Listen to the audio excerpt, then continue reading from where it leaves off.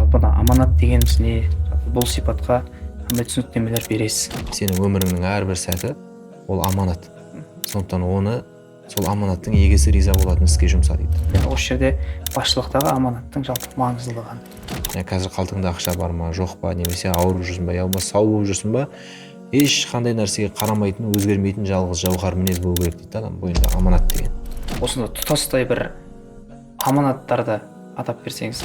Елді қорғау үшін, отанды қорғау үшін, дінді қорғау үшін адам қалай қан кешіп соғысып жүреді, анау адам өзінің жұмысына адал адам, қызметіне адал адам дәл сондай күйде жүреді дейді. Осы жерде екі адамның арасындағы жаңағы мәмілені айтсақ, бірақ оның жүрегінде бір иман, шаңның тозағында иман болмайды дейді. Неге?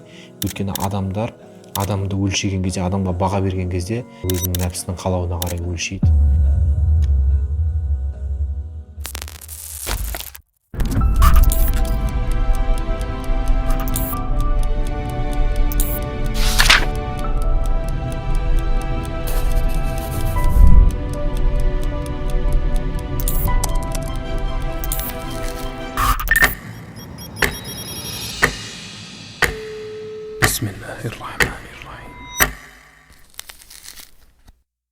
Ассалаумағалейкум, құрметті таным арнасы тұрақты көрермендері, біз сіздермен қайта жолыққанымызға қуаныштымыз. Енді құрметті көрермен, өздеріңізге белгілі алдыңғы сұхбаттарымыздан бері көркем мінезге қатысты дәрістер топтамасын бастаған болатынбыз. Енді сол айдарымызға әдеттегідей бізге өзінің көмегін беретін Дастан ұстазымыз келіп отыр. Ұстаз, қош келдіңіз. Рахмет. Енді көрермендерге бір кішігірім ескертпе айтып кетсек, осы жерде құрметті достар, көрермендер, бізді қолдаңыздар, пікір қалдырыңыздар, лайктарыңызды, löпелдеріңізді басыңыздар. Өйткені сіздер әрқашан қолдасаңыздар, біздің де алдағы уақытта шығаратын дәрістеріміз өте көп болмақ. Рахмет. Енді ұстаз, бүгінгі біздің тақырыбымыз аманат. Осы аманат тақырыбын талқыласақ, өзіңізге енді алғашқы сұрағым, жалпы аманат дегеніміз не? Жалпы бұл сипатқа қандай түсініктемелер бересіз? Бисмилля, вальхамдулилля, вассалату вассаламу аля расулилля. Бұл аманат деген араб тілінен алынған сөз. Араб тілінде дәл осылай аманат деп айтылады. Бұның тура мағынасы және ең қарапайым түсінігі біреуден алған затыңды, біреудің уақытша ұстай тұр, қарай тұр, сенде тұра тұрсын деген сияқты берген затын соны қорғау, сақтау және өзіне тапсыру. Осыны аманат дейді. Біреудің өмірде тіршілікте көп қой. Біреудің затын пайдаланып жатамыз, қолданып жатамыз. Сол кезде қарап қойыңдар, бүйтіңдер, немесе кісінікін кілт аспанда дейді ғой қазақта. Енді сұрау бар, біреудің заты екенін білдіріп айтатын болса керек. Аманат туралы пайғамбар саллаллаху алейхи вассалам хадистерінде айтқан кезде оның ұғымын, мағынасын ауқымдырақ қылып ашып, бұл деген діндегі ең басты қасиет екенін, мұсылманның бойындағы ең жақсы құлық мінез екенін көп айтқан. Мысалы, пайғамбарымыз саллаллаху алейхи вассалам айтады: сендердің барлығың жауаптысыңдар, сендердің барлығың өздерінің жауапкершілігіндегі нәрселерден сұраласыңдар дейді. Қалай қарадың, қалай бұған аманатпен қарадың ба, жоқ әлде қиянат қылдың ба деген сияқты. Соның ішінде басшының аманаты, қарапайым адамның аманаты, отбасындағы аманат деген сияқты біраз нәрселерді айтады. Ғалымдарымыз айтады, тіпті сахабалардың өзі біреуді сапарға шығарып салатын болса, қоштасатын кезде, енді ұзақ сапарға немесе біраз уақытқа дейін көрмейтін кезде, сенің дінің мен аманатыңды және амалыңның ең соңғысын Аллаға тапсырам деген сөз айтатын болған екен. Астаудиуллаха динак ва аманатак ва хаватима амалик. Дініңді, яғни дінің деген бұл жерде иманың, ғибадатың және аманат деген бойыңдағы мінезіңді дейді. Қараңыздар. Бұның қазір неге бұлай тапсырам, неге бұл көп мінездің ішіндегі аманатты айтып жатыр, оның сөз арасында тоқталамыз. Және амалының ең соңғысы деген, енді дәл осы күйіңде, осы мұсылмандық жолда, тура жолда өмірден өту деген маңызды ғой. Әйтпесе адам мысалға өмірінің біраз жылын ғибадатқа арнап, біраз жылын тура жолда жүріп, өмірінің соңына келе адасып кетуі мүмкін. Тура жолын тайып кетуі мүмкін. Енді осы туралықта соңына дейін болуыңды Аллаға тапсырам дейді. Осындай бір дұғамен бір-бірін қоштасатын болған. Және бұл аманаттың маңыздылығын көрсететін ең басты хадистердің бірінде пайғамбар саллаллаху алейхи вассалам айтады: ла имана лиман ла аманата лах. аманаты жоқтың иманы жоқ дейді. Яғни адамның бойында аманатқа беріктік деген қасиет жоқ па, онда иман да жоқ. Уәлә дина лиман ла ахда лах. Ал уәдесі жоқтың, яғни уәдесіне тұрмайтын опасыз адамның діні жоқ дейді.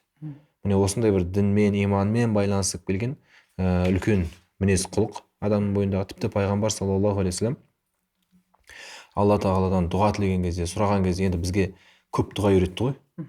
Дұғаның ішінде маңызды нәрселерді үйретті.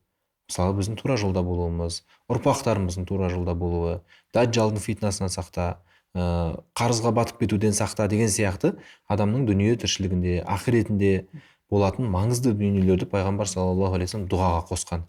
Міне осылай дұға қыл, міне осылай дұға жаса деп. Сондай дұғаларының бірінде аманатты да қосады. Сөйтеді, Аллахумма инни аузу бика минал жу. Я Алла, мені аштықтан сақта дейді. Жетіспеушілік қой енді, дүниенің жетіспеушілігінен сақта. Фа иннаху би'сад даджи', өйткені ол ең жаман нәрсе дейді. Адам енді көбінесе не істейді? Қарны ашқан кезде ұрлыққа барады, қарны ашқан кезде қылмысқа барады, қарны ашқан кезде өтірікке барады ғой. Жалпы қарны ашу деп мен таршылықты айтып жатырмын да. Ва аузу бика минал хияна, және мені қиянаттан сақта, аманаттың керағары. Фа иннаха би'сатил битана, өйткені ол адамның ішіндегі ең жаман нәрсе дейді. Шынында қарап отырсақ, аштық ол дүниенің қиындығы, дүниенің фитнасы қой. Дүниеде адам аштықпен сыналады да. Ал қиянат, аманаттың керағары деп отырғанымыз, ол діннің фитнасы да. Қиянат дінді алып кетеді. Аштық, жоқшылық сенің дүниеңді, денсаулығыңды алуы мүмкін. Ал қиянат ол сенің дініңді алып кетеді. Яғни діннен айырады деген сөз ғой.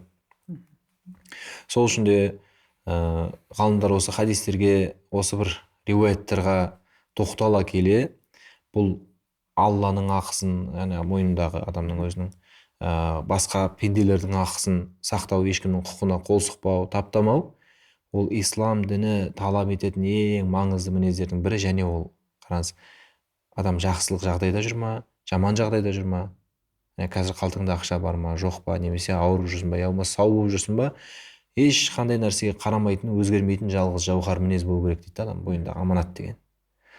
Осылай ғалымдар оның маңыздылығын көрсетеді. Тамаша. Енді осы аманатқа қатысты біршама түсініктемелер беріп жатсыз ғой. Енді біз аманат деген түсінікте біз енді тек сөзін ғана айтамыз да, былай өзіміз сезінбейміз да оның аманат екендігін. Енді осы жерде бір өзіңіз айтып қалдыңыз, басшылықтағы аманат дедіңіз ғой. Жаңағы басшылықтағы аманаттың жалпы мөлшері қандай екенін айтып берсеңіз. Өйткені қазір қоғамда бір жаңағы әлеуметтік желіге кіріп қалсақ, ана басшы бүйтті, мына басшы сөйтті, өзінің аманатына берік болмады деген сынды бір басшылыққа керағар бір пікірлерді көріп жатамыз. Енді осы жерде басшылықтағы аманаттың жалпы маңыздылығы қандай? Жаңа біз айттық, әркімнің өзінің аманаты бар. Пайғамбар саллаллаху алейхи вассалам күллукум раин деді. Бәріңде аманат бар деді. Менде де осы кезде біраз аманат бар мойнымда, сенде де біраз аманат бар. Бәрімізде әркімнің өзінің деңгейіне қарай аманаты бар. Оның сұраушысы Алла. Мен заттың егесі мен болсам, мен өзімнің аманатымды сұраймын сенен. Сол сияқты Алланың адам басына берген кейбір нәрселер бар. Оны Алла сұрайды. Соның бірі ол басшылық қызмет. Алла тағала біреуді бір елге, немесе бір жаңағы облысқа, бір қалаға, ауылға деген сияқты басшы етіп тағайындады ма, енді бұның бәрінде ол тағдырына Алла жазып тұр ғой оны. Осы кісі осы жерге басшы болады деген тағдырды Алла жазып тұр ғой. Оған нәсіп етіп тұр. Енді ол Алланың аманаты. Және Алла тағала басқа құлдарының тағдырын соған беріп тұр да. Менің біраз мәселелерім, сен әкім болсаң, сенің неге беріп тұр да Алла тағала. Аманат. Аманат қылып беріп тұр, сен шеш дейді. Енді сен қалай қыласың? Ары қарай соған байланысты Алла тағала сұрайды. Бірақ бұл жерде маңызды нәрсе, енді сол жоғарғы қызметке ұрынатын, талпынатын адамға да байланысты пайғамбар саллаллаху алейхи вассалам біраз ғибраттар қалдырған. Соның бірі Абу Зар деген сахаба. Өте тақуалығымен, дін жолындағы аянбай қылған қызметімен танымал болған сахаба Абу Зар деген Ғифари радиаллаху анху. Соған пайғамбар саллаллаху алейхи вассалам, енді ол пайғамбарымыз жаңағы әр жерге біреуді әкім қылып, біреуді басшы қылып, біреуді қазы қылып жіберіп жатыр ғой қызметтерге. Сонда жаңа Абу Зар келіп сұрайды ғой, әла тастамилуни, мені де бір қызметке қоймайсыз ба деп. Бұл жерде енді ол бір жағынан оның ана қызметке ұрынып қызығып тұрғандығы да емес шығар, мансап құмарлығы емес шығар. Ол енді пайғамбар саллаллаху алейхи біреуді жұмсап жатыр да, ананы жұмсап жатыр, мынаны жұмсап жатыр. Ішінде сені жұмсамай жатса бір көңілің біртүрлі болып қалады ғой. Мен сонда ештеңеге жарамайын ба, жоқ әлде мені қаламай тұр ма деген сияқты бір уайым болған шығар. Сосын келіп мені Алланың елшісі еш жерге тағайындамайсыз ба деп сұрайды. Сонда пайғамбарымыз саллаллаху алейхи вассалам, жаңа Абу Зар өзі айтып жатыр, келіп иығымнан мені қолыммен бүйтіп арқамнан қақты дейді ғой, арқасынан қақты да, ей Абу Зар, сен әлсізсің дейді. Ал бұл болса аманат дейді. Және ол қиямет күні адамға өкініш, масқаралық алып келеді. Илля ман ахазаха бихаққиха ва адда аллази алейхи фиха дейді. Тек қана сол өзінің алған аманатын сол лайықты түрде, тиісті түрде алып, және өзінің мойнындағы міндеттерін толық атқарған адам ғана құтылады одан дейді. Қалғандарының бәріне ол тек қиындық болады, масқаралық болады, өкініш болады дейді.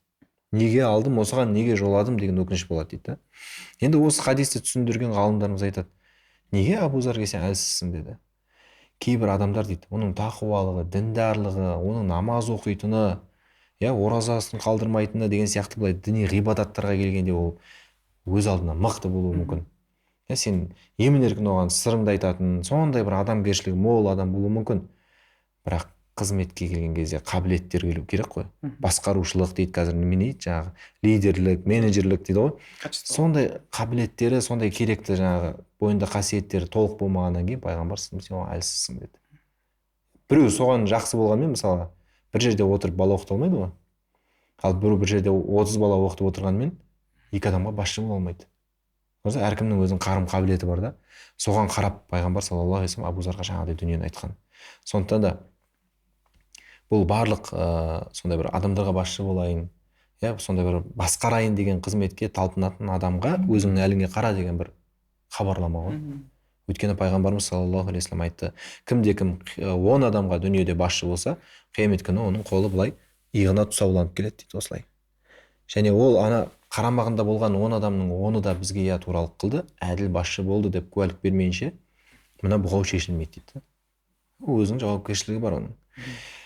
Және енді адам жоғарғы қызметте, жаңағыдай бір аманатты арқалағаннан кейін, ол да біреуді тағайындайды ғой бір жерге. Мысалға, жаңағы президент әкімдер тағайындайды дегенде ғой енді. Әкім сол жердегі басқарма басшыларын тағайындайды. Соған байланысты пайғамбарымыз саллаллаху алейхи вассалам айтады: "Ман истамала раджулан ала исабатин ва фихи ман хуа арда лиллахи мин." Адам біреуді өзінің туысқаны болғандықтан, жақыны болғандықтан бір жерге тағайындайтын болса, бірақ сол жерде жаңағы туысқанынан гөрі білімдірек, жаңағы тәжірибесі мол, лайықтырақ, былайша айтқан кезде біреу болатын болса, фақат хан Аллаха ва расулаху вал муъминин. Ол Аллаға, оның елшісіне, яғни пайғамбарымызға саллаллаху алейхи вассалам, және мұсылмандарға қиянат қылған болады дейді. Алланың аманатын ол атқармай тұр да. Және пайғамбардың қанша айтып кеткен өсиетін орындамай тұр.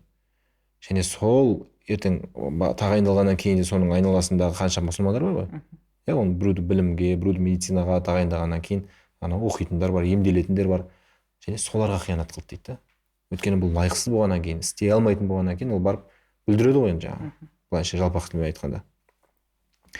Бірақ бұның барлығы қызметке ұрынба, бір адамдарды басқаруға талпынба деген сөзді білдірмейді. Өйткені Юсуф пайғамбарды білесіздер. Юсуф пайғамбар Мысырдың патшасынан сондай бір ашаршылық нелер болып жатқан кезде не деді? Иджаални аля хазаинил ард. Мына жердің, осы елдің қазынасын маған тапсыр деді. Бүкіл бюджетін Мысырдың маған бер. Юсуф сүресінде келеді Құранда. Неге? Инни хафизун алим. Өйткені мен аманатқа берікпін және бұл істі білем дейді. Мен сұрап тұрған қызметімді мен жақсы білем деп тұр да. Өйткені мен пайғамбармын, өйткені мен тақуамын, өйткені мен Құдайдан қорқам деген жоқ. Мен біріншіден аманатқа қараймын деді, сақтаймын. Екіншіден мен бұл істі жақсы біліп тұрмын деді. Қазынаның малын қалай сақтау керек, осындай кризис кездерінде ақшаны, қаржыны қалай үнемдеу керек, қалай жеткізу керек, мен оны жақсы білем, маған бер деп тұр да. Сұрағанның өзінде нені айтып тұр? Качествосын айтып тұр да, бойындағы жаңағы қасиеттерін айтып тұр. Тақуалығын ортаға салып тұрған жоқ. Және пайғамбарымыз саллаллаху алейхи вассалам қияметте аманаттың жоғалатыны туралы айтқан кезде, енді қиямет қашан болады деп біреу сұрап келеді ғой. аманат жоғалған кезде қиямет болады дейді. Ол аманат дегеніміз не деген кезде иза уссидал амру ли гойри ахлихи, іс өзінің иегесіне тапсырылмаған кезде, маманына, сол саланың жаңағы адамына тапсырылмаған кезде ол аманат жойылады деп, аманат деген сөздің мағынасын осылай қызметпен, басшылықпен байланыстырып көрсеткен екен. Тамаша. Енді жаңа айтып жатырсыз ғой өзіңіз, басшылыққа қатысты біршама түсініктеме беріп жатсыз. Енді басшы бар жерде қызметкер бар ғой. Енді осы жерде кейбір кезде енді басшылар бір тапсырма беретін болса, қызметкерлер біреуі аманат деп өзіне қабылдауы мүмкін, ал біреулер жай тапсырма деп қабылдауы мүмкін. Енді осы жерде қызметкерлердің аманаты қалай болады? Бізде жаңа айттық, аманат деген ол тек бір адамда ғана болмайды. Ол аманаты жоқ адам жоқ. Сондықтан ол мейлі мен басшы емеспін ғой деп жүре беруі мүмкін. Жоқ, ол оған да бір жұмыс тапсырылды. Мысалға 8 сағат жұмыс істейтін шығар, бір жерде жаңа қағаз жазатын шығар, басқа шығар. Ол сол жерге келгеннен кейін, сол жұмыс уақыты мысалы неше 9-да басталды ма, 6-да бітті ма, 2 ортада түскі үзіліс бар ма, сол жұмыс уақытының барлығынан ол сұралады. Сен сол жерде не істеп отырдың? Жұмысыңды істеп отырдың ба, жоқ әлде әшейін кешкі 6 болсын деп сағатты күтіп отырдың ба? Ол да аманат қой. Ол саған ана басшыңа тапсырылған қызмет Алланың аманаты болса, ол сенің мойнында дәл сондай аманат. Ертең басшылықтың алдында да, Құдайдың алдында да соны сұраласың да. Уақытыңды сұрайды. Сен жұмыс уақытыңды жұмысқа жұмсадың ба, жоқ па? Және бұған жауапкершілікпен қарадың ба? Деген нәрсенің барлығы аманат. Өйткені пайғамбар саллаллаху алейхи вассалам айтады: біз біреуге бір жұмысты тапсырсақ дейді. Қарапайым жалдамалы жұмысшы болуы мүмкін. Фаразақнаху ризқан, және оған жалақы тағайындасақ. Сенің белгілі жалақың бар. Фама ахаза ба'да залика фахуа галул. Одан кейін алғаны оның ұрлық болады дейді. Саған 100 мың теңге жалақы тағайындалды ма, бірақ сен сол жұмыстың айналасында біреумен келісіп, бүйтіп, сөйлесіп беріп, араға делдалдық қылып, одан тағы сол қызметіңді пайдаланып ақша тауып жүрсің ба, оның бәрі ұрлық дейді. Ұрлық емесі қайсы? Сенің айлығың ғана. Ал енді ғалымдар айтады, сол сияқты уақытыңды жұмысқа жұмсамай, құрашейін келіп кет деген сияқты істемей, тиіп қашып тұрып алсаң да, сен істеген мөлшерің ғана саған адал да, қалғаны ұрлық дейді. Түсіндіре алдым ба? Сондықтан бұл жеке адамның да өзінің әркімнің жұмыс саласы, әркімнің істеп жүрген, сол үшін жалақы алып жүрген жұмысы, ол аманат. Ал Құранда Аллах Тағала: ал кім олай ұрлайтын болса, жаңағыдай бейнеде, ол ұрлаған нәрсесімен қиямет күні келеді дейді. Арқалап келеді да, ауыр жүк қылып келеді. Қиямет күні өзі күннің өзі жерге дейін тиіп жақындап, адам өз теріне өзі шомылып, уайымнан өліп кетейін деп жүрген кезде, ол ана артық жинаған дүниесін алып келеді да, арқасына арқалап. Ол қандай формада болады, оны бір Алланың өзі біледі. Сол сияқты әл-амилу иза стуъмила фа ахазал хақ. Егер жұмыс істеген адам өзінің жұмысын адал атқаратын болса ше, өзінің қызметіне адал болса ше, оған бір нәрсе бар ма? Алла бір сауап бірдеңе бере ма деген кезде, пайғамбар саллаллаху алейхи вассалам айтады: егер ол бір жерге біз тағайындап, ол өзінің ақысын алып, сондай жұмысын жаңағы тиісті түрде жасаған болса, лам язал кал мужахиди фи сабилиллахи хатта ярджа иля байтихи. Ол үйіне қайтқанша Алланың жолында жанымен, қанымен соғысып жүрген мужахид сияқты болады дейді. Елді қорғау үшін, отанды қорғау үшін, дінді қорғау үшін адам қалай қан кешіп соғысып жүреді, анау адам өзінің жұмысына адал адам, қызметіне адал адам дәл сондай күйде жүреді дейді. Оның әр секунд сауап қой былай шыққан кезде. Бұл жауапкершіліктің жай ғана сұрауы, жай ғана жазасы ғана емес, оны тиісті түрде атқарған адамға сондай үлкен сауабы да бар. Енді қызмет болғаннан кейін біз мынандайға үйреніп қалғанбыз ғой. Мысалға жүргізуші бензин сатады, аспаз тамақ сатады, ауысқан түйіскен үйіне алып келеді деген сияқты нәрсеге үйреніп қалғанбыз ғой біздің қоғамда. Сен жаңағы қағазбен жұмыс істесең, ауыстырып, жаңағы ығыстырып қағаз сатасың. Немен жұмыс істейсің, соның ішінен әйтеуір бірдеңе сатасың ғой. Ұрлықпен да жасырып алып шығасың, бүйтесің, сөйлесесің, келісесің деген нәрсе. Қоғамда бізде кейде қалыпты сияқты қабылдаймыз оны. Айлығың қанша, левыйың қанша деген сияқты сұрайсың ғой. Бірақ пайғамбар саллаллаху алейхи вассалам айтады: кімде біз бір қызметке тағайындасақ, біз деген бұл жерден жалпы жаңағыдай ғой, бір қызметке бардың, فكتمنا مخيطا فما فوق дейді. Ол бізден махит деген жіп қой, ине жіп, тігетін жіп. Сондай ине жіпті немесе одан да төмен нәрсені, немесе жоғары нәрсені жасырып қалса, жаңағыдай ғой енді, кетіп барады, сабын алып кетеді дегендей. Кәна ғалулан яти бихи яумал қияма. Ол жаңағы жасырған нәрсесі ұрлық болып саналады да, қиямет күні жаңағы хадисте айтылғандай ол арқасынан оны арқалап алып келеді дейді. Кімнің не ұрлағаны көрінеді. Ал пайғамбарымыз саллаллаху алейхи вассалам айтады, мен сендердің бәріне шапағат етемін, тіпті үлкен күнә жасағандарға да шапағат етемін, тек менің бір шартым бар дейді. Менің алдыма түйе, сиыр, қой, ешкі арқалап келмеңдер дейді. Былайша айтқан кезде ақысыз алынған мал дүние алып келме деген сөз ғой. Қалған бәріне мен сені Алланың алдында араша түсіп сұраймын. Алла, мынаны кешірші, мен үмбетім еді, жүзінен намаз оқыған дәрет алғаны көрініп тұр деген сияқты, маған иман келтірген, менің жаңағы сенің түсірген кітабыңа иман келтірген, сенің бір пендең ет бұл да деген сияқты кешірші деп араша түсемін дейді. Бірақ басқалардың қақысын жеп, басқалардың малын жеп алдыма келсең, мен онда араласпаймын дейді ғой. Көрдіңіз ба? Сол үшін де пайғамбар саллаллаху алейхи вассаламның кезінде мынадай бір оқиға болған. Зекет жинаушылар деген қызмет бар. Қазір налог қой. Налог жинаушылар ғой, салық жинаушылар. Енді мысалға біреудің ол салығын азайтып беріп келісуі мүмкін ғой, мысалға сенің жаңа проценттеріңді, бірдеңелеріңді жаңа кемітіп көрсетіп, сен жаңа 100 миллион емес, сен бір 20 миллион, 10 миллион төлейтіндей қылып салығыңды жасап береді. Есесіне сен не істейсің? Тағы 5-6 миллион оған бересің. Сөйтіп бас аяғы 100 миллионның орнына 30 миллионмен немесе 25 миллионмен шығасың ғой. Сонда тірлікте бар ғой енді барлық жерде. Біреу пайғамбар саллаллаху алейхи вассаламға жаңағы тапсырылған зекет малдарын жинап келеді ғой енді барып. Жаңа малын санайды, бүйтеді, қарайды. Сенікі осынша қой шығып тұр екен. Ал зекетіңді әкел. Сөйтіп алып келеді. Сөйтіп біреу келеді де, мынау зекеттің малы, мынау өзімдікі дейді ғой. Бір-екі қойды алып келіп дегендей мысалға. О қалай өзіңдікі дейді.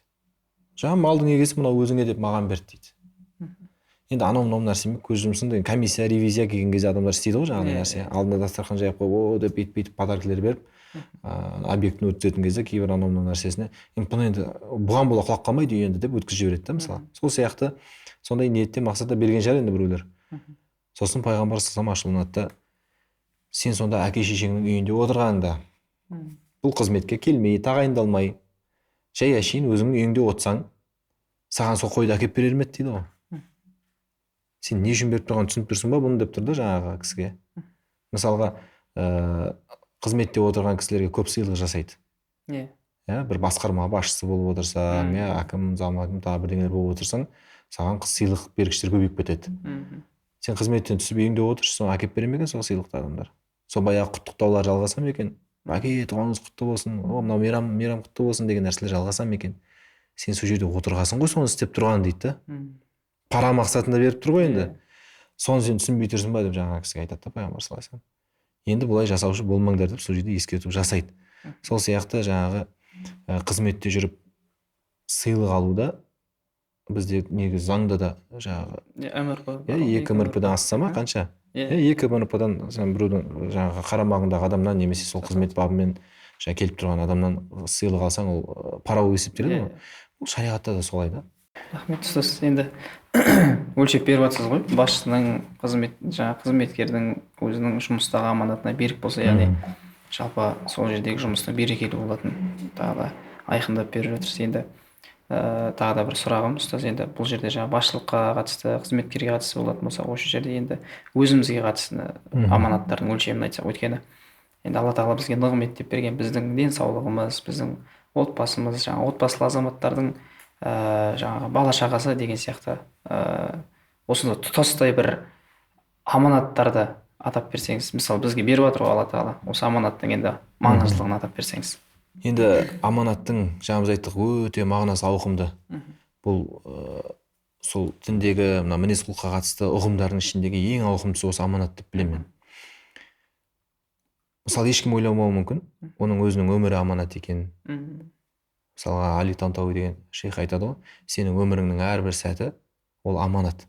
Сондықтан оны сол аманаттың егесі риза болатын іске жұмса дейді. Сенің бүгінің аманат, ертеңің аманат, түске дейін, түстен кейінгі уақытың бәрі аманат та. Енді саған беріп отыр, біреу, сен не істеп жатсың? Сол берген жаратушы иең Алла тағала риза болатындай іске жұмсап жатсың ба? Жоқ, әлде басқа схема деген сияқты бір ой тастау ғой. Сол сияқты адамның өмірі, денсаулығы, оның мал дүние, бала шағасының бәрі аманат та. Алла тағала тіптен артық берсе, ол одан бетер аманат. Мысалы біз кейде адам ойлайды, өзінің денесіне неше түрлі нәрселер жасауы мүмкін, мұрнын тесет, тағы бірдеңе жаңа сурет салу деген, оның бәрі дінде харам етілген, тыйым салынған істер біріншіден. Тек қыз баласына сырға тағу деген сияқты енді өзінің денені тесетін жерлері бар. Сүндетке отырғызған кездегі өзі шариғат көрсеткен. Ал одан бетер мұрынға тесік салу, тағы бірдеңе ауызға сурет салу, денесіне деген нәрсенің барлығы ол аманатқа қиянат болып есептеледі. Өйткені ол Алла тағаланың заты. Өзім денем, не істесем де өзім білем, кесіп шауып тастасам да өзім білем деген нәрсе жоқ. Неге суицидке дінде тыйым салынған? Былай қарасаң, ақылға салсаң, адам өзінің өмірі ғой. Сүргісі келгенше сүрді, әрі қарай сүргісі келмеді де тастап, өзін өзі өлтіре салды. Былай қарасаң, өзінің еркі, таңдауы сияқты көрінеді. Бірақ дін оны харам етеді, өйткені ол өмір сенікі емес. Саған жазылған өмір сен емес жазған. Осынша жыл өмір сүреді дегенді сен емес шешкен. Оны Алла берді. Ол Алланың аманаты да. Оны соңына дейін сүру міндет. Сол сияқты мына ден, саулық, дене мүше, оның бәрі Алланың аманаты. Оған сен білгеніңді істей алмайсың. Ал енді аманаттың ең үлкен тағы бірі ол мал дүние. Кейде кейбір кісілерге Алла тағала артық мал дүние беріп жатады. Өзінің күнделікті тыныс тіршілігі, бала шағасынан, яғни күнделікті қажеттілігінен асырып беріп жатады Алла тағала. Бірақ оны не үшін берді, көбіміз ойламаймыз. Бір адамда мысалға сондай мал дүние бар, Алла тағала оны неге берді? Бір өзі 100 адам сиятын үйде тұрсын деп берді ма? Жоқ, әлде 100 адамға үй алуға жететін ақшаға ол көлік алсын деп берді ма? Немесе миллион адам тоятын тамақ жеп тоятын ақшаға ол үстіне костюм алсын деп берді ма? Неге ол сондай шексіз рахатқа батсын, дүниенің қандай рахаты бар соның бәрін көрсін деп берді ма? Олай болса неге ол қай жері аманат? Ғалымдарымыз айтады, Құранда да сондай аят бар. Алла тағала оны жақсылыққа жұмсасын деп берді, малды. Артық берді ма? Демек артылған жақсылыққа жұмса. Мұсылман балаларын оқыт, мұсылман кедейлердің жағдайын жақсарт. Барлық қандай қоғамға пайдалы жақсылықтар бар, соны жаса деп беріп жатыр да. Мына мен сауап алып қал деп саған мүмкіндік берді. Ал оны істейді, ол адам жеке басының ләззатына, нәпсісіне шашады. Аманаттың мал мүліктегі аманат түсінігі осындай. Артық берілген дүние ол өзінің орны бар. Сол үшін Алла тағала сол орынға жұмсалды ма жоқ па деп сұрайды. Тек осыны сақтау керек есте. Енді ұстаз, жаңа айтылып жатқан мағлұматтағы біз енді аманатты тек осы өмірде қажеттілік ретінде деңгейінде ғана түсінген екенбіз. Осы сіздің айтып жатқан ақпараттарыңыз болмаса, осы уақытқа дейін басқаша қабылдап келіппіз. Енді рахмет осындай ақпараттарыңызға ұстаз. Енді тағы да жаңа қызметкер мен басшының арасындағы бір мәмілелерді айттық қой. Енді осы жерде екі адамның арасындағы жаңағы мәмілені айтсақ, енді кейбір кезде біз өзіміздің бір достарымызға болсын, енді бір әпкемізге болсын, ағаларымызға болсын, болмаса басқа бір адамға, екі адам деп отырмыз ғой, енді бір сырымызды айтып, бір аманаттайтын болсақ, келесі күні енді басқа біреуді естіп жатамыз, өкінішке орай. Енді осы жердегі екі адамның сырласуындағы аманаттың маңыздылығын айтып берсеңіз. Әуел енді сыр дегенде біз көбіне ойлауымыз мүмкін. Мен қазір саған арамызда қалсын деп бір нәрсені айтсам, соны ғана сыр деп түсінеміз ғой. Сыр болып саналу үшін ол заттың солай айтылуы шарт емес. Мысалға мен екеуміз жақын араласатын болғандықтан, жаныма жақын, көп менің жеке басыма байланысты, отбасыма байланысты біраз нәрселерді саған бұрыннан айтып жүрмін, бұрыннан білесің, хабардарсың, көріп естіп жүрсің. Сондай болғаннан кейін саған бір кейбір мәселелерді айтамын. Немесе маған дін қызметкері ретінде осыны үкімі қалай, пәтуасы қалай деп біреу келіп бір мәселелерін сұрайды. Мен енді бұны маған ешкімге айтпа деп айтпаса да, тағы басқа адамға кеше пәленшеде келіп кеткен, осындай болып жатыр екен, қиналып жатыр екен, бүйтіп жатыр екен деп айтсам, ол сырын ашқан боламын да. егер ол сөйтіп бәріне айтуымды қалайтын болса өзі ақ эфирге шығып айтар еді ғой. Саған жеке келіп айтпайды мысалға. Сондықтан біреудің өзіңе айтылған сөзін ол кісі қаламайынша, ол өзі жаңағы бастап өзі бастап сол әңгіме қылып соны қозғамайынша айту, ол біріншіден сырын ашу болып есептеледі. Ал адамның сыры ол аманат. Пайғамбар саллаллаху алейхи вассалам айтады: «Иза хаддаса раджулун раджулан би хадисин», біреуге келіп бір сөз айтса, әңгіме айтса, хадис деген әңгіме ғой. Біраз уақыт мысалы әңгімелесіп отырды да екеуі. Сумма ильтафата, сосын жаңағы әңгімені айтқан адам теріс бұрылса, қайтады ғой, кетеді ғой. Кетсе, фахуа амана дейді. Болды, ол айтылған нәрсенің бәрі аманат. Екеуміз біраз отырып әңгімелестік. Болып жатқан жағдайларымды айттым, жұмысымда қиындықтарды айттым кейбір. Бастығыммен кикілжіңді айттым деген сияқты ғой енді. Сен оның бәрін тыңдадың, енді мен кішкене шер тарқаттым, әйтеуір біраз жеңілдедім. Қайттым ба, болды, сол аманат сенде. Болды, ол көмілу керек та сол жерде. Ол екінші бір тарапқа барып, саған ол айтқан жоқ қой, бәріне хабарлаш, менде осындай болып жатыр, газетке берші деген сияқты нәрсе айтқан жоқ қой. Сондықтан ол айтылмау керек та. Және тағы осындай аманаттардың ішіндегі жалпы екі адамның ішінде дедік қой енді арасындағы, ол отбасындағы аманат. Пайғамбар саллаллаху алейхи вассалам осы мәселеге қатты қараған және қатты ескерткен. Бір сөзінде айтады: қиямет күні Алланың алдында сұралатын ең ұлы, ең үлкен аманат күйеуі әйеліне немесе әйелі күйеуіне бір сөзді айтып, сосын барып үшінші адамға айтса ол дейді. Мысалы сен әйеліңе бірдеңе айттың, ол барып құрбысына немесе басқа біреуге айтса соны. Қатты сұралатын аманат осы дейді. Немесе әйелің саған бірдеңе айтты, сен барып досыңа, басқаңа айтсаң, ол аманатты бұзған болып есептелесің да. Отбасындағы аманат. Және отбасындағы аманаттың да ішіндегі ең қатты сақталуы керек болған біреуі Пайғамбар саллаллаху алейхи вассалам бір күн айтты дейді.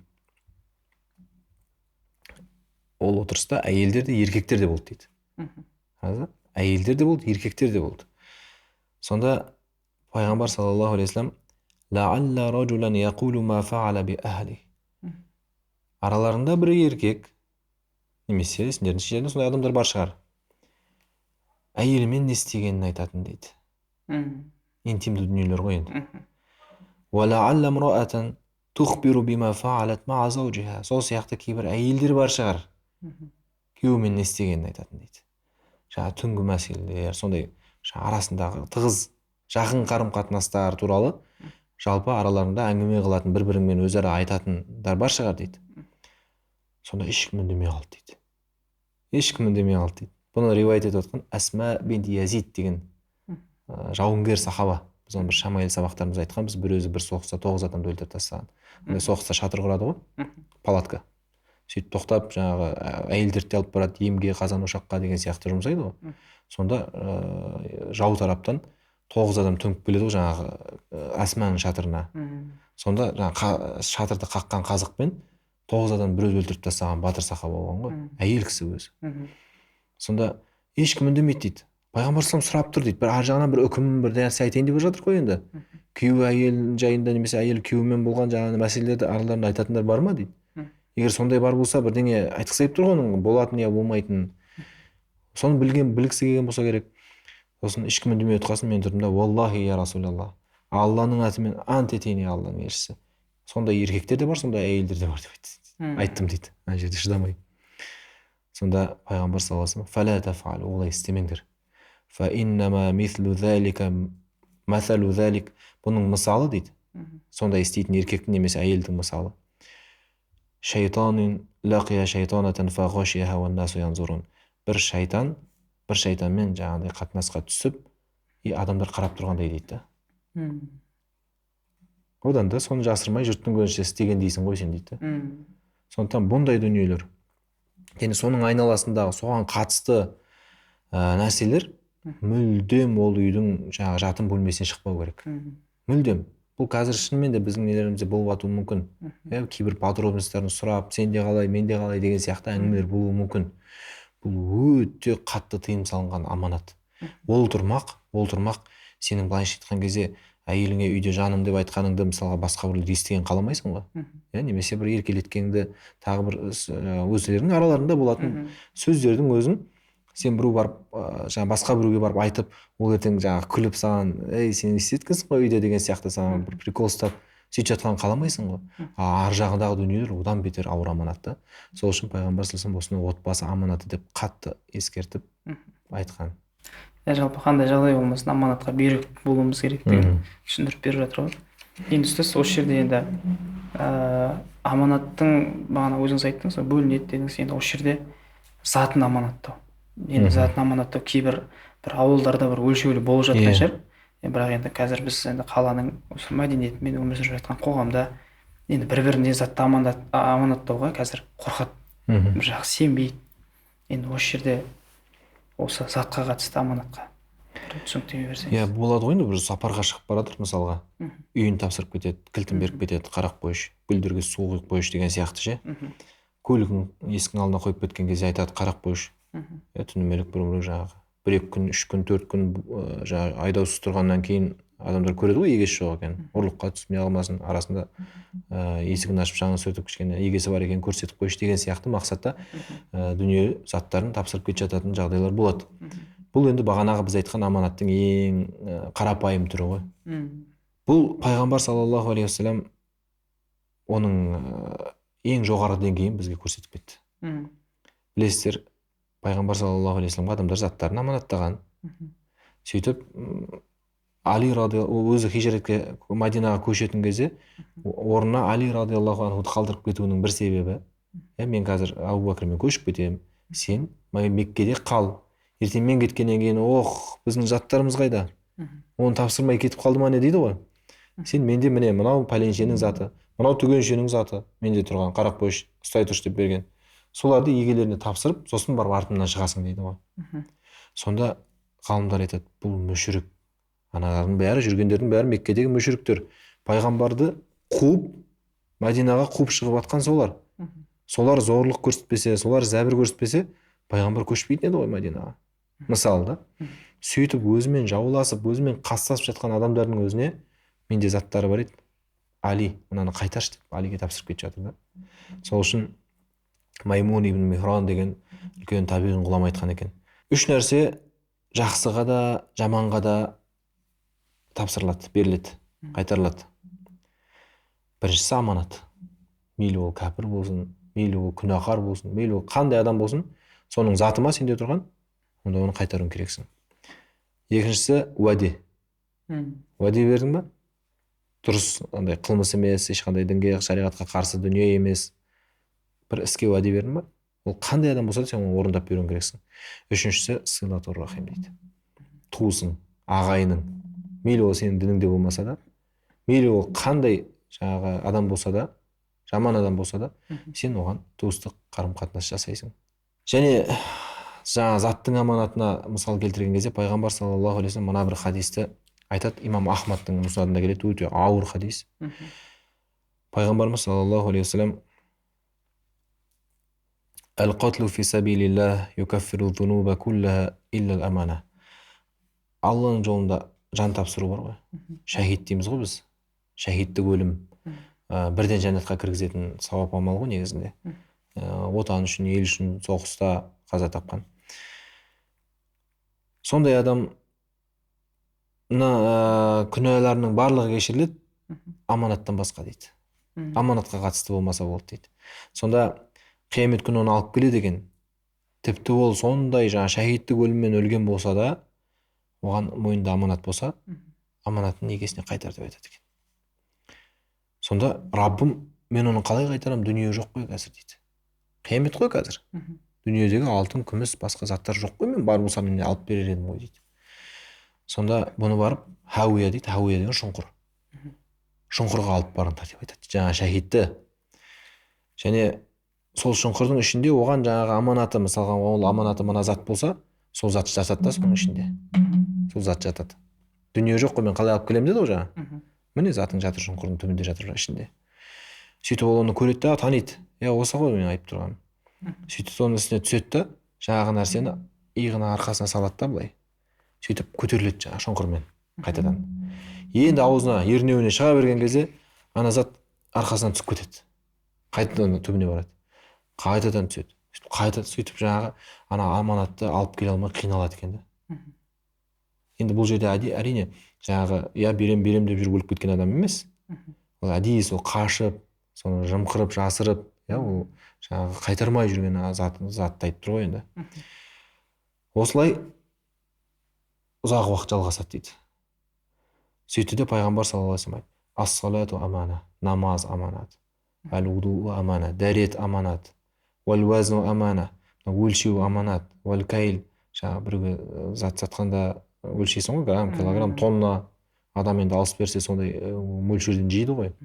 Және біраз нәрсені айтты да осының барлығы аманат деп айтты дейді. Және бұл жаңағы затпен ғана шектелмейді.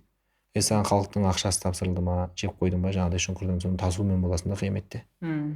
Саған тағы да біреудің жаңағы істері тапсырылды ма, сен оны орындамай қойдың ба, сол зат саған бір форма бітеді. Кахайа деп келеді мына жерде. Ол тіпті абстрактылы бір дүние болса да, жаңағы дерексіз,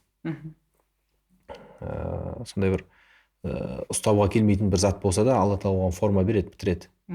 Соны тасумен боласың дейді да қиямет күні. Ол бір ауыртпалық, ол бір жаңағы сол ненің істің жазасы ғой. Аманаттың маңыздылығы мен жауапкершілігі осындай қысқаша. Екінші, бұл енді келуі қиын деп отырмыз ғой. Сол сияқты бұны ұстап қалу да қиын. Аманат деген қияметтің бір белгісі дедік бағана, жоғалуы.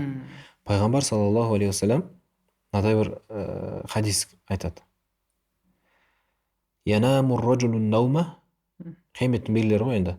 Адам бір ұйықтап тұрады, фатуқбаду ламанату мин қалби, оның жүрегінен аманаттың бір бөлігі кетеді. Бұл бір ұйықтап тұрады деген күн өткен сайын, жыл өткен сайын, ғасыр өткен сайын аманат жаймен жоғала береді деген сөз ғой. Фаязаллу асаруха мислал уақт. Оның аманат жоғалып кетті ғой бір бөлігі. Оның ізі дақ сияқты қалады дейді. Және тағы бір ұйықтайды, жүрегінен тағы да аманат кетеді. Оның ізі мозоль не дейді қазақша? Мозоль сияқты қалады дейді. Жараның ізі дейміз ба мысалға. Сөйтіп фаюсбихун насу ятабаяун, сөйтіп жоғала береді. Адамдардың арасында қарым-қатынас тоқтамайды, бірақ саудасын жасайды, уәдесін береді. Ла якаду ахадун юаддил амана. Аманатын қайтаратын, яғни бұл нәрсенің бәріне аманатпен қарайды, бір адам қалмайды дейді ғой. Бара-бара. Хатта юқала инна фи бани фуланин раджулан аминан. Сосын адамдардың арасында мынадай бір әңгіме болады. Аманат жоқ қой ешкімде. Пәленше деген рудың ішінде бір әмин, аманатшыл адам бар деп айтатын болады дейді. Қараңыз. Уахатта юқала лир-раджул ма ажлада. Мынау не деген мықты, не деген ақылды деп айтады дейді біреуді. Уама фи қалбихи мисқалу хаббатин мин хардалин мин иман. Бірақ оның жүрегінде мына шаңның тозаңында иман болмайды дейді. Енді мына хадистің түйініне келейік. Аманат бірте-бірте жоғалады. Қиямет жақындай береді, аманат жоғала береді. Сонда аманатшыл, аманатқа берік адамды қалай көрсететін болып қалады? Қызылордада бір адам бар, немесе Шымкентте бір адам бар, аманатқа берік деп бір облыстан бір адам шығатындай болып қалады ғой былай шыққан кезде. Және адамдар біреулерді мақтайды. Не деген мықты, не деген ақылды, не деген осындай, не деген аманатшыл деген сияқты мүмкін. Бірақ оның жүрегінде бір иман, шаңның тозаңында иман болмайды дейді. Неге? Өйткені адамдар адамды өлшеген кезде, адамға баға берген кезде нәпсісіне, өзінің нәпсінің қалауына қарай өлшейді. Былай шыққан кезде жағдай мынандай болып қалады. Мен үшін кім жақсы? Маған жылы сөйлеген адам жақсы. Маған шындықты айтпай, тәтті өтірікті айтқан адам жақсы. Мен үшін кім тақуа? Маған сондай сыйлықтар әкеп беріп, сөйтіп тұрған адам. Былай шыққан кезде менің жағдайыма жақсы адам, ол тақуа да сол, жақсы да сол, ақылды сол болып қалады. Адамдар дүниемен, нәпсімен өлшейді бір-бірін. Сондай кезең болып қалады. Ал егер маған пайдасы болмаса жеке басыма, ол адам емес та. Адамды өлшеген кезде, баға берген кезде сондай болып қалады дейді. Бұл жағынан адамдар ғана бұзылмайды, адамдардың бүкіл жаңағы бір-біріне баға беруде көзқарастары, өлшемдері бәрі бұзылады деп тұр ғой. Ал енді аманатты кімдер алып қалады? Қиямет болып жатса да, қаншама жаңағы аманат жоғалып жатса да, аманатты арқалау үшін Алла тағала бір сипатты айтып кетті деп Құранда. Қараңыздар. Ол иманның күштілігі. Өйткені біз аманатты жүктейтін кезде тауға ұсындық, аспанға ұсындық, жерге ұсындық дейді ғой. бәрі бас тартты, бәрі қашты, одан қорықты. Сөйтті оны адам арқалады дейді. Адам арқалады. Ал расында адам залым, надан деп келеді ғой. Ал енді басқа бір аятта бұл зұлымдыққа берілмейтін, бұл надандыққа берілмейтіндер иманы мықтылар дейді. Сондықтан жаңағыдай қияметтің алдындағы қарсаңындағы аманаттар жоғалып құрып кетіп жатқан кездерде аманатты алып қалатын адам тек иманын қайрап, иманын күшейтіп отырған адам ғана. Сондықтан иман бар жерде аманат бар. Бағана хадистің басында не деді? Сөзіміздің басында хадисте аманат жоқтың иманы жоқ деді ғой. Ол көрінісі, белгісі. Ал оның себебі иман болып тұр да, жоғалуына. Түсіндіре алдың ба? Рахмет ұстаз. Енді бүгін аманатқа қатысты біршама түсініктеме бердіңіз. Мына ақпараттардың барлығы енді айтып жатырмыз ғой, көрермендердің арасында керек адам өзіне керек дүниесін алла жатар. Енді құрметті көрермен, бүгінгі сұхбатымыз өз мәресіне жетті. Енді сіздерге кішігірім келесі біздің дәрісімізде жалпы уәде тақырыбында біз осындай керемет сұхбатымызды өрбітетін боламыз. Енді бірақ ол жаңағы шығарылымның қашан шығатынын біз білмейміз, сіздерге уәде бермейміз. Сондықтан біздің стористерімізді, жалпы біздің рилстарымызды осы таным арнасының ютубына тіркеліп қарап отырсаңыздар, барлығын көресіздер деген үміттеміз. Рахмет, сау, саламатта болыңыздар.